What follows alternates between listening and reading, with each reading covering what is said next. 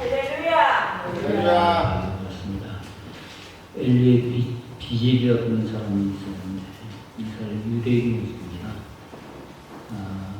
악명 높은 나치 독일 정권 하에서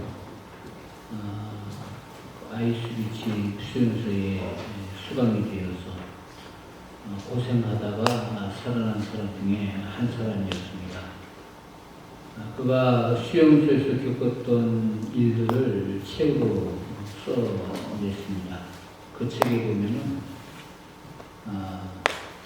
어느 날 수용소에서 많은 유대인들이 지켜보는데 가운데 이 두 사람이 교수형에 처해지게 됐습니다.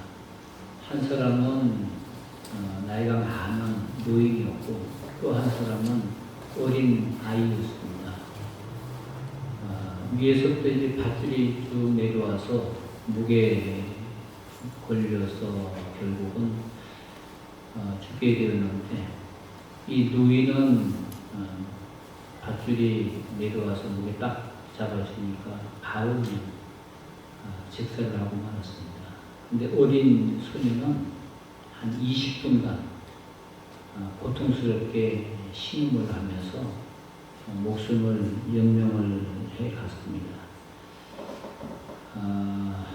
이런 참혹한 모습을 바라보면서 수용소에 여기저기 수용된 유대인들이 탄식을 하고 안타까워하면서 중얼거렸습니다.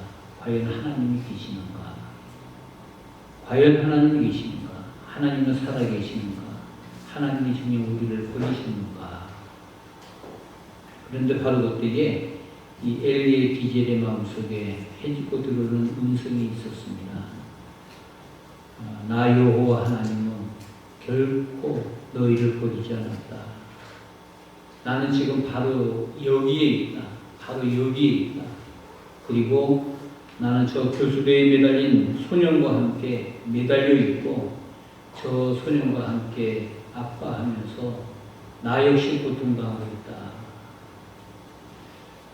이 음성을 들은 비젤은 그때의 감동을 평생 가슴에 간직한 채로 살아가면서 어려울 때건 힘들 때건 절망이 오고 낙심이 오고 괴로움이 있을 때에도 항상 그때의 순간을 잊지 못하고 그때의 음성을 잊지 못하고 고난의 터널을 이길 수가 있었다.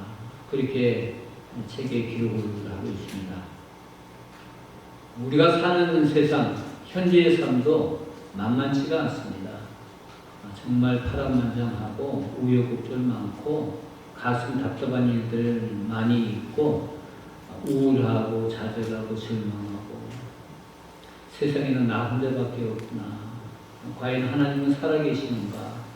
하나님 나와 함께 하시는가? 성경에서 하시는 말씀이 사실인가 하는 그런 의구심마저 들 때도 있습니다. 그러기에 오늘 우리는 인간이고 그러나 중요한 것은 우리의 그런 모든 삶 속에서 여호와 하나님이 나와 함께 하신다 라고 하는 사실만 우리가 기억하면서 살아갈 수만 있다면 우리가 우리에게 당한 고난의 역경의 터널도 능히 이겨낼 수 있으리라 믿습니다. 이스라엘 백성들이 애굽에서 노예 생활할 때 그들의 삶도 아주 처절하고 고통스러운 삶이었습니다. 아무리 기도해도 수십 년을 기도해도 수백 년을 기도해도 응답이 없습니다. 그들이 자유의 몸이 되는 것은 참 상상할 수도 없는 그런 상황이었습니다. 하나님의 선택받은 백성이라고 하는 사실도 잊어버리고 자부심도 잊어버리고 이제 하나님은 우리를 버리셨는가 보다, 하나님은 우리를 잊으셨는가 보다 라는 생각이 그들의 마음속에 자리 잡고 있었습니다. 그러나 그렇지 않습니다. 하나님은 한 번 택한 백성, 이스라엘 백성들을 한 번도 버린 적이 없습니다. 그 고난의 현장에도 함께 하셨고 눈을 크게 부릅뜨시고 바라보고 계셨고 그들이 당하는 고통과 눈물과 아픔과 탄식을 보셨고 들으셨고 아셨고 뿐만 아니라 직접 그들을 찾아가셔서 그들을 건지시고 그들을 인도하셔서 적과 꿀이 흐르는 땅으로 인도하신 하나님이심을 믿으시기를 바랍니다. 이스라엘의 하나님, 그 하나님이 이스라엘 백성만의 하나님이 아니요 오늘 나와 우리의 하나님이 되심을 믿으시기를 바랍니다. 오늘 스바냐서에도 이와 비슷한 내용이 기록되어 있습니다. 여러분, 스바냐 선자가 활동하던 시기가 언제입니까? 요시야 왕이 치리하던 시기입니다. 이스라엘 역사 가운데서 요시야 왕의 시대는 매우 중요한 시대입니다. 남유다의 멸망을 목전에 두었던 시대이고 남북 이스라엘을 통틀어서 어느 왕 때에도 보지 못했던 영적인 대부흥의 운동을 일으켰던 때가 바로 이 요시야 왕이 치리하던 때였습니다. 그 영적 부흥의 중심에 서 있던 사람이 바로 요시야 왕이었습니다. 요시야 왕의 할아버지는 남유다를 55년 동안 통치한 므낫세 왕이었습니다. 그런데 이 므낫세 왕은 이스라엘 역사 그 역대 왕 중에서도 가장 악한 왕이라고 정평이 나 있는 사람이었습니다. 그런데 이 므낫세 왕이 죽게 되었습니다. 그리고 그 뒤를 이어서 아몬이라고 하는 아들이 왕위를 차지하게 되었습니다. 그런데 이 아몬 역시 아버지의 악정을 본받아서 여호와 보시기에 악을 행했다. 그렇게 성경이 기록을 하고 있습니다. 이 아몬이라고 하는 왕은 정권을 잡은 지 1년도 채 못 되어서 반란으로 인해서 비참한 쾌유를 맞게 되었습니다. 그 뒤를 이어서 바로 오늘 본문에 나오는 요시야 왕이 8살의 나이로 왕위에 오르게 됩니다. 어린 나이에 왕이 올랐지만 그는 할아버지와 아버지의 그 악정을 본받지 않았습니다. 그가 왕위에 오르고 나서 처음 한 것이 뭐냐면 황폐해졌던 성전을 보수하고 재건하고 성전을 정결케 하는 그런 일을 행하게 되었습니다. 그리고는 성전을 정결케 하는 일을 하면서 그 성전에서 율법책을 발견하게 됩니다. 그 하나님의 말씀을 읽으면서 큰 은혜를 받게 됩니다. 뿐만 아니라 하나님의 말씀 읽던 중에 우상 숭배가 얼마나 악한 것인가라고 하는 사실을 깨닫게 되었고 그래서 남북 이스라엘의 모든 우상을 다 깨부시고 타파하는 그런 운동을 해버리고 맙니다. 그뿐만이 아니라 오랫동안 지키지 못했던 6월절을 이스라엘의 역사 이래 가장 성대하게 지켰고 제사장들을 통해서 모든 백성들에게 하나님의 말씀을 가르치는 그런 일을 하게 되었습니다. 그래서 이 요시야 시대에 영적 운동이 대대적으로 일어나게 되었습니다.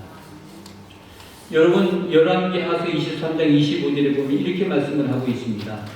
요시야와 같이 마음을 다하며 성품을 다하며 힘을 다하여 여호와를 향하여 모세의 모든 율법을 온전히 준행한 임금은 요시야 전에도 없었고 후에도 그와 같은 자가 없었더라.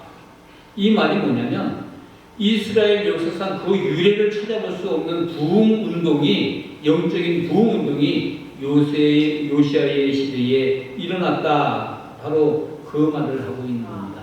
그런데 중요한 것은 이 요시야 시대에 일어났던 영적 부흥 운동이 굉장히 중요한 의미를 지닌다라고 하는 것입니다. 그것이 뭐냐면 요시야의 부흥 운동이 남유다의 멸망의 바로 직전에 있었던 마지막 부흥 운동이었다라고 하는 사실입니다.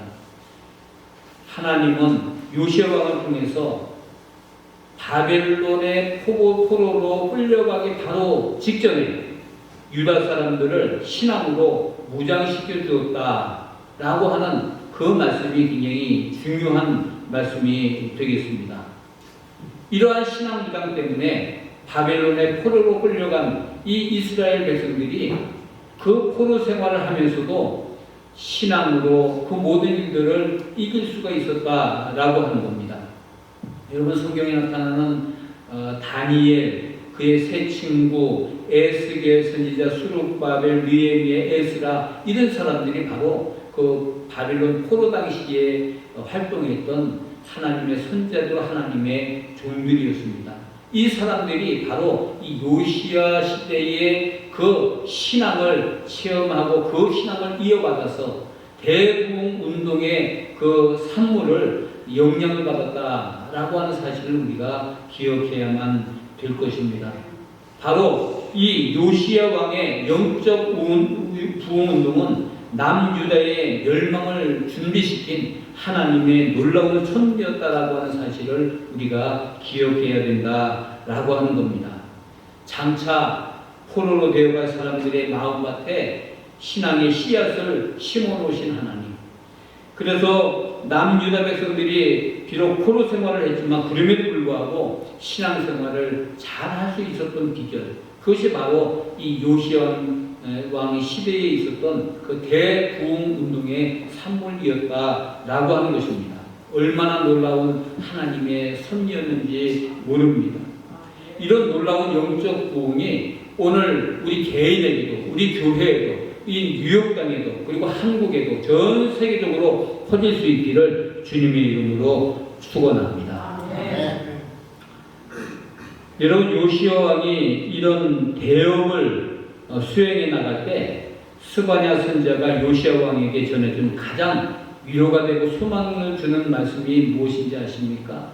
여호와 하나님이 너와 함께 하신다.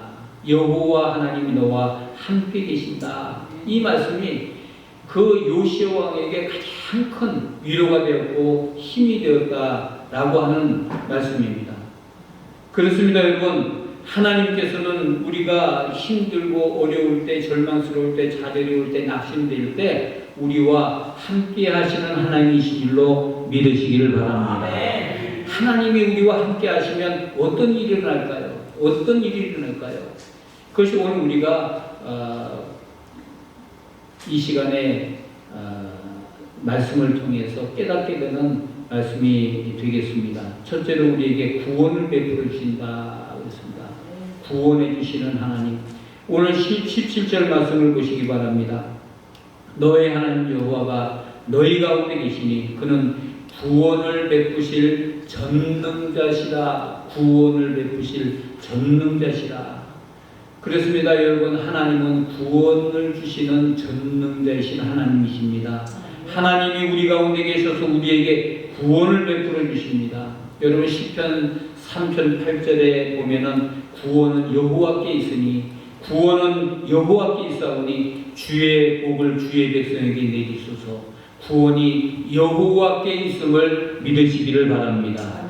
시편 37편 39절에도 다시 고백을 합니다. 의인의 구원은 여호와께 있으니 의인의 구원은 여호와께 있으니 그는 환난 때에 저희 산성이시로다. 우리의 구원은 여호와께 있음을 다윗도 고백하고 있는 겁니다. 여러분, 구원은 여호와께로 말미암아 오늘 우리 성도들에게 주어지는 하나님의 은혜인 줄로 믿으시기를 바랍니다. 여기에서 말하는 구원은 포괄적인 구원을 말씀하고 있는 겁니다. 하나는 죄의 문제를 해결받는 영혼의 구원을 말씀하고 있는 겁니다. 이 영혼 구원이 첫째입니다. 우리는 영혼 구원을 받아야만 됩니다. 하나님 앞에 구원을 받는다. 죄사함을 받고 천국을 얻고 영생을 얻는 놀라운 하나님의 비밀을 우리가 담게 되는 겁니다. 그 다음에 영혼의 구원을 받는다에게 나타나는 것이 무엇입니까? 삶의 구원입니다. 그래서 영혼 구원과 삶의 구원을 포괄적인 구원이다, 이렇게 말을 하고 있는 겁니다. 내 삶 속에서 건지심을 받는 그런 삶의 구원을 말씀하고 있는 겁니다. 이스라엘 백성들이 포로로 잡혀가서 하나님의 은혜로 구원받은 것, 그것도 구원입니다. 질병에서 고침을 받는 것, 그것도 하나님의 구원입니다. 가난에서 해방되는 것도 구원입니다. 알코올에서 중독된 사람이 술을 끊는 것도 구원입니다. 줄담배를 피우는 사람이 담배를 끊는 것도 구원이고, 도박을 즐기는 사람이 도박을 끊는 것도 구원이고, 기도를 통해서 남편이 변화되고 자식이 변화되는 것도 하나님의 구원이고, 하나님의 말씀에 순종했더니 문제를 해결받고 마음의 평강이 오는 것도 구원이고, 하나님은 우리에게 영혼 구원만으로 끝내시는 하나님이 아니라고 하는 사실입니다. 영혼 구원받은 하나님의 백성들에게 하나님은 삶의 부분에서도 어려울 때, 힘들 때, 자유할 때, 낙심될 때, 절망될 때에도 구원해 주시는 하나님이심을 믿으시기를 바랍니다. 하나님은 지금도 내 삶의 모든 부분에서 나를 건지시는 이심을 믿으시기를 바랍니다. 시편 42편에 보면 다윗이 고백합니다. 나로 하여금 기가 막힐 웅덩이에서 수렁에서 나를 건져주신 분이 하나님이심을 고백하고 있습니다. 그 하나님 오늘도 나와 함께 하심을 믿으시기를 바랍니다. 오늘도 살아 역사하시는 하나님은 저와 여러분을 깊은 수렁에서 구덩에서 건져내시는 하나님이심을 믿으시기를 바랍니다. 여러분, 다니엘서에 보면 다니엘과 세 친구들이 나옵니다. 어떻게 됐습니까? 뜨거운 풀무 속에 들어가는 그런 아주 어렵고 힘든 고난을 겪게 되었습니다. 바벨론의 느부갓네살 왕이 금시장에 절하지 아니했다고 하는, 그래서 그들을 뜨거운 풀무 속에 넣겠다고 할 때 세 친구가 이렇게 말했습니다. 다니엘서 3장 17절 말씀입니다. 만일 그럴 것이면 우리가 섬기는 우리 하나님이 우리를 극렬히 타는 풀무 가운데서 능히 건져내시고 왕의 손에서도 건져내시리이다. 여러분, 하나님께서는 다만 우리 가운데 계심으로만 만족해 하시는 하나님이 아니십니다. 우리의 삶에 간섭하시고 우리 가운데서 일하기를 원하시는 하나님, 일하시는 하나님이심을 믿으시기를 바랍니다. 오늘 우리의 모든 마귀의 대결로부터 우리를 건지시는 하나님이심을 믿으시기를 바랍니다. 그렇습니다. 우리가 제 아무리 힘들고 어려워도 구원하시는 하나님의 손길을 바라볼 수만 있다면 절대로 낙심하지 않습니다. 절대로 좌절하지 않습니다. 절대로 포기하지 않습니다. 여러분, 우리가 두 손을 늘어뜨리고 인생을 포기하는 이유가 어디에 있습니까? 우리를 구원해 주시는 하나님의 손길을 바라보지 못하기 때문에 그렇습니다. 힘들다, 어렵다, 낙심하고 주저하는 데에는 우리에게 손길을 내미시는 하나님을 바라보지 못하기 때문에 그렇다라고 하는 겁니다. 그런데 하나님은 우리 가운데서 결코 멀리 계신 하나님이 아니십니다. 우리 가운데 계시는 하나님이시라고 말씀하고 있는 겁니다. 나와 함께 동행하시는 하나님이라고 말씀하고 있는 겁니다. 언제나 우리 가운데 계셔서 우리에게 새 힘을 주시고 끝없는 격려로 우리를 일으켜 세워주시고 구원을 베푸시는 그 하나님을 의지해서 오직 믿음으로 승리하는 오늘 저와 여러분 될 수 있기를 주님의 이름으로 축원합니다. 두 번째는 우리를 잠잠히 사랑하신다 그랬습니다. 17절 말씀입니다. 그가 너로 인하여 기쁨을 이기지 못하시며 너를 잠잠히 사랑하시며 너로 인하여 즐거이 부르며 기뻐하시리라. 아멘.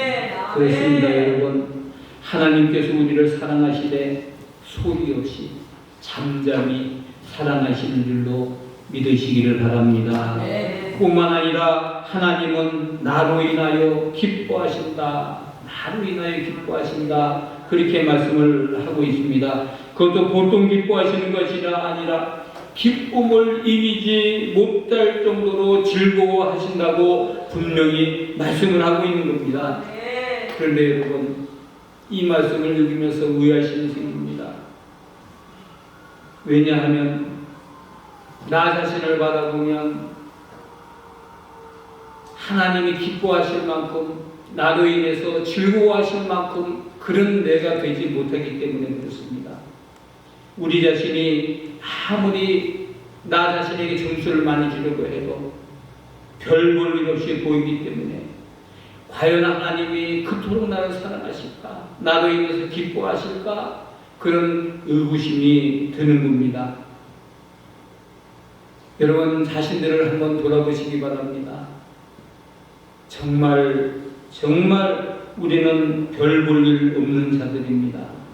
하나님의 형상으로 지음을 받았음에도 불구하고 생각하고 말하는 것을 보면 믿지 않는 사람들과 구별된 것이 별로 없는 사람들입니다.